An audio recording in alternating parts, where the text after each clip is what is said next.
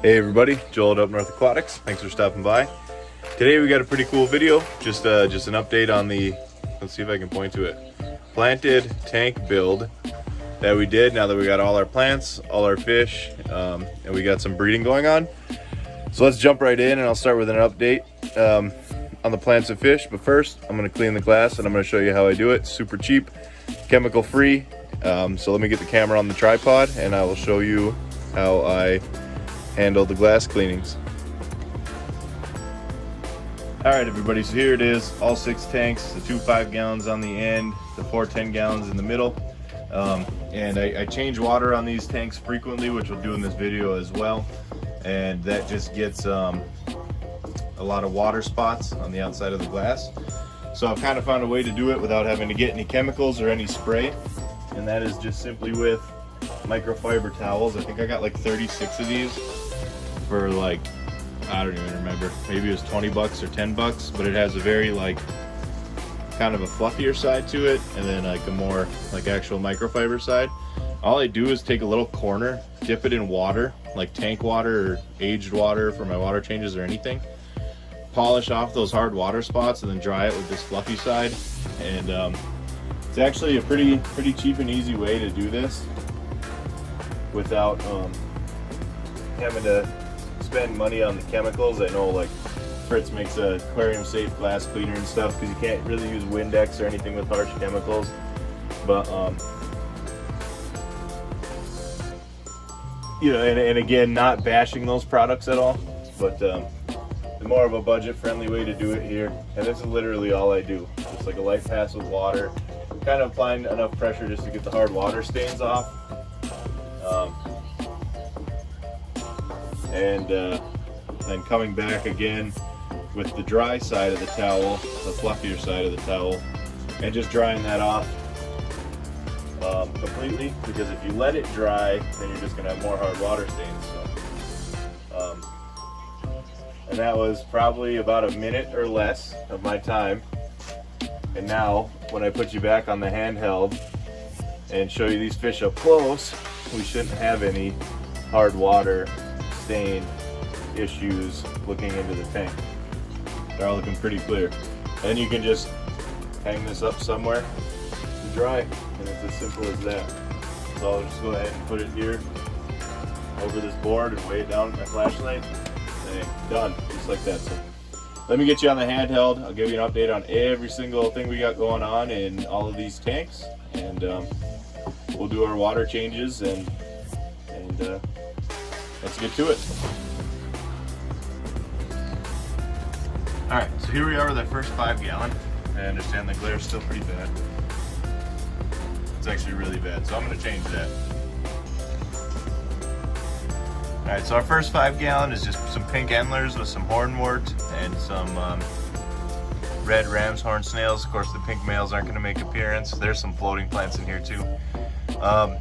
No breeding activity at all. I have them with one albino female guppy and one just like black female guppy, just like the PetSmart special female guppies. And they're all hiding in the very thick vegetation, which is good. Maybe they'll do some breeding in there, but so far not much action. Next, blue mystery snails,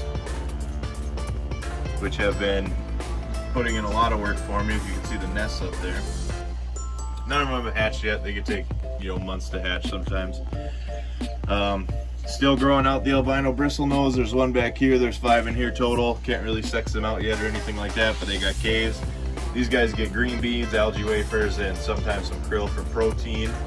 So yeah, only really breeding activity with the snails, but you know, it's still growing out the plecos. Next one over is my assorted endlers. So here's just a mix of mutt male endlers and mutt female guppies. And these guys are breeding. There's a baby. There's another one up in here somewhere. But yeah, they a lot of activity in this tank. There's more babies every time I look. So I'm letting the plants go absolutely nuts, but that's coming with a lot of snails too. We have pond snails, we have red ram's horn snails, and we have magenta mystery snails. And they're pretty much all breeding in here except the mysteries, but that'll be soon to come. In here, This is like a plant propagating tank. This is Java moss on the bottom, growing it out to propagate. I have torn pieces off and started them in other tanks, which is cool. This 2 things of Bacopa up here are actually clippings from the bigger ones that I floated until they started sending roots into the water. And now I'm putting them in gravel so the roots will take. And once the roots they will go into a different tank. As well as some gold mystery snails that haven't bred for me yet, and red cherry shrimp that have also not really bred for me yet, but they're all pretty new to the tank. This is only like a 1-month update, so there are some buried female shrimps in here carrying around eggs, so I bet in our next update we will have some babies, as well as with these guys, the blue dreams. Only 6 blue dreams in there, 2 buried females on eggs for sure, so we will have more in a future update. As well as this is all another Java moss mat on the bottom, but the rest of it in here is that pogo stemmen, as well as some of the floating plants up top. The floating plants have been growing and propagating like crazy. You just kind of pick them off, put them in the next tank, and there they go. They actually all started in the red cherry tank. You can see way in the back there, dropping roots down. They're nice little filters, those plants, because they take nitrate and ammonia right out of the water column. And then these 2 odd looking ones up here are ones that all the leaves are facing. They're pogo too, but all the leaves are facing different directions because they were floating. Started sending out roots, so I put them down in the soil. As soon as the roots take to the soil, I'll pluck them out and put them in a different tank. And then here's our black endlers. There's a male, there's a few females. No babies yet, but this is also where my blue leopard ram's horns are. So that's the only other type of ram's horn I have. Again, that tank is just some floating hornworts in it. That's about it there. Those black ones I think are going to go outside in the tub for like a mutt summer tub tank, because I am getting some black mollies in, and I think I'm going to try them in there.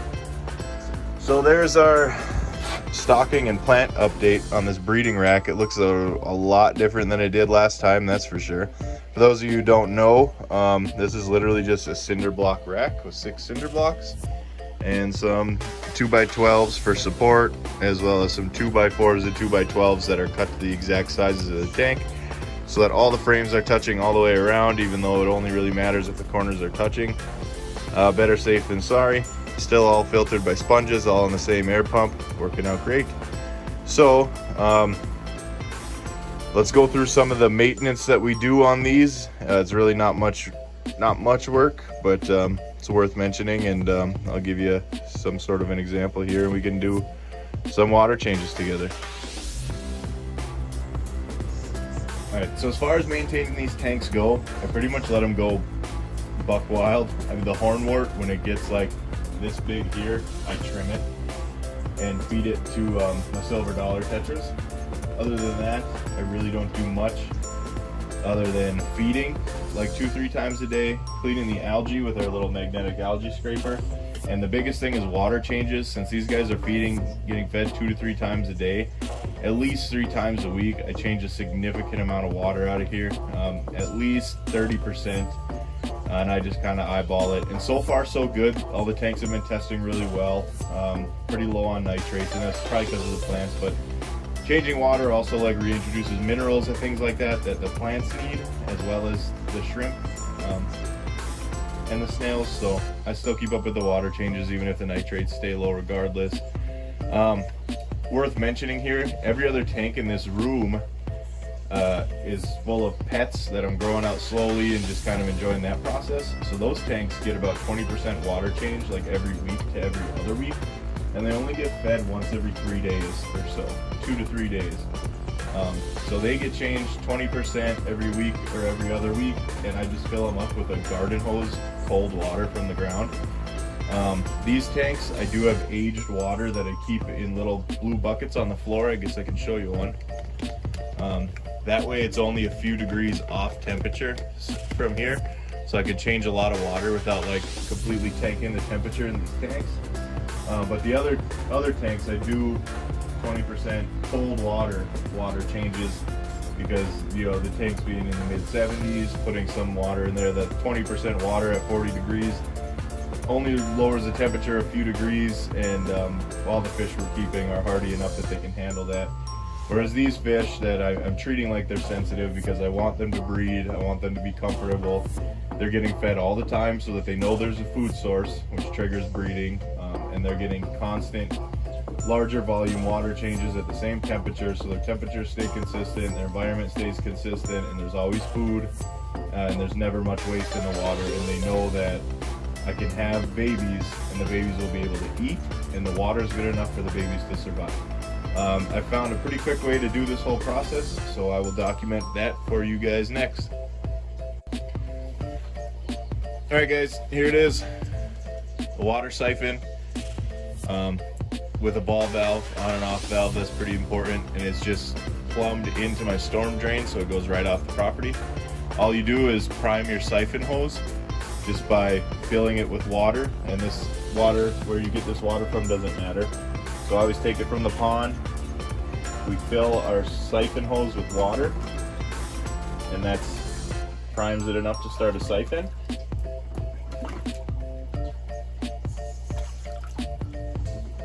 And once I have enough in here that we know that line's primed, I'll flip it upside down in the pond so that it doesn't siphon any air in. Close the ball valve, and that keeps our line primed. And then I pull off this piece here, just because it's kind of long, you don't need it. Put a net over here, our shorter like gravel vac piece or water siphon piece, just so we don't suck up any babies. And now we have a primed siphon that we can just drop in the tank.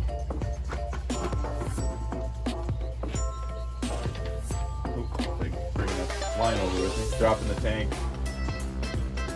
crack open, and let it go. Now this I don't really gravel vac because of the snails and whatnot. If it gets really bad, I will, but it hasn't gotten that bad yet in this first month or so. So I'll siphon it down to about here, 30% or so, and then we'll fill it up with water from our aged water. So I'm not going to make you watch me do all this. I'll chime back in when the tanks are all drained, and then we'll fill them back up. Okay guys, so there it is, everything drained. Now it's as simple as taking your festive watermelon pitcher. It has to be a festive watermelon pitcher. No other pitcher will work. Has to have watermelons on it or it doesn't work. So take your watermelon pitcher, dip it in a bucket of aged water, and then just fill it back up.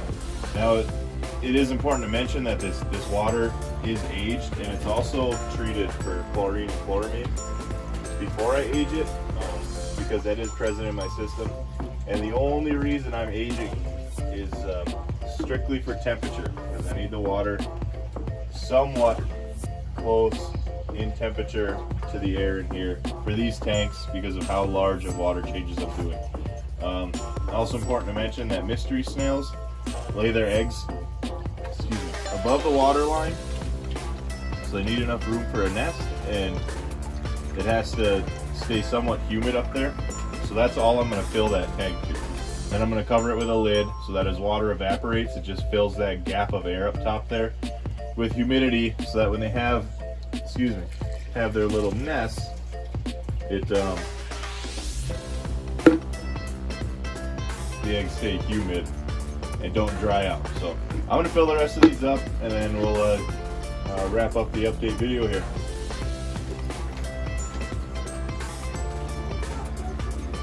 Okay, so there it is. Other than a little bit of cloudiness that doesn't take much to clear up on its own in like an hour or so. There's an update on our planted tank build and pretty much all the maintenance I've been doing on everything down here to keep everything going, and we are getting some breeding activity, so far so good. Just wanted to chime in and give you guys that update. I also lined up all the foods I'm feeding. Again, 2 to 3 times a day I'm feeding Fancy Guppy by Aquarium Co-op Fry Food, my staple blend, which is 2 different kinds of tropical flakes, spirulina flakes, Fancy Guppy, and Hikari Vibra Bites. Those are the pellets for the big guys, they don't get those. Extreme Krill Flakes and Fluval shrimp formula. So, as well as every week to every other week or so, as it's available to me, they are getting frozen foods, whether it's bloodworms or brine shrimp. So I guess it is taking quite a bit of food and quite a bit of work with the water changes going into here, but we are getting the results we want with the breeding and everything. And there's our update on the planted tank build. So thank you to everybody who made it this far. I appreciate it. There's still a lot of things going on down here. A lot of fish just got moved around, so look out for a future update for that, as well as, you know, we have many species down here. We haven't done species only videos on that I'm working on. Lots of South Americans. We got our new 75. We got some Africans breeding, our tiger barbs, you name it, we got it. So stick around, or please subscribe. I'd really appreciate it, especially if you don't want to miss out on those things. And make sure you leave me a like, and please comment. Let me know what you think about the breeding rack. And I will see you soon. Thank you for stopping by.